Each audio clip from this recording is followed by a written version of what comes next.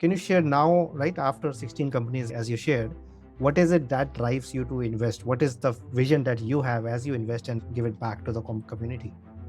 Yeah, okay, that's also a very good question. We naturally push ourselves as our ambition, our goals are always pushed ahead of where we are. Some of it is giving back. It's not really giving back. What it is just trying to support.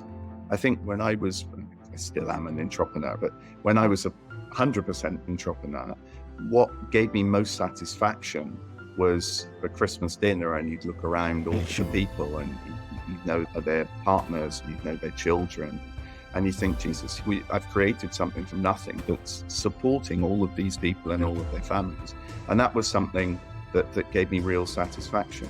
And I think generally as entrepreneurs, we try to solve problems. So we're trying to make the world a better place. Some of us will be more philosophical about it, some of us less, but all of us really are doing the same thing.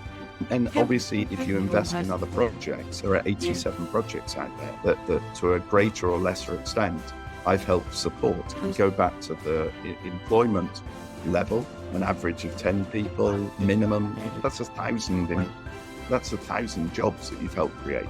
If you go to solutions, there's 87 solutions that are out there that wouldn't necessarily be out there if you hadn't done it. It's a way of really supporting society and making the world a better place, I guess, to live in.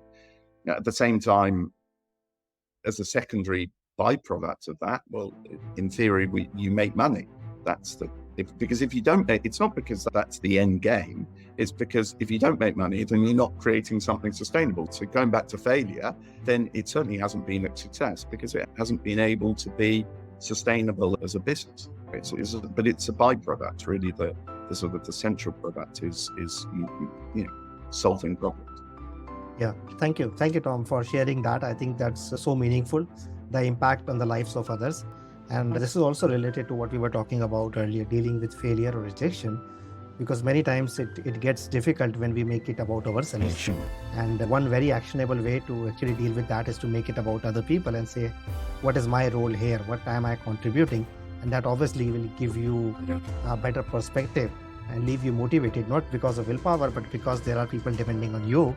So that's a wonderful perspective. Oh no, I think if you don't have that sort of a greater purpose, then it's a very difficult job being an entrepreneur. It's a very difficult job being a leader. And when you're both a leader and an entrepreneur, it's an even more difficult job.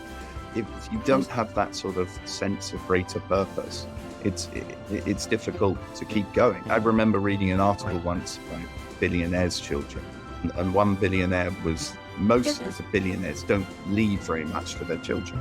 And they were asking one of the parents why this was the case. And he goes, because I need my son to do things in life. And if nobody gets out of bed on a cold, dark morning when they're tired, if they don't have a necessity to do it. And that's completely correct. You need that sort of push that helps you go through that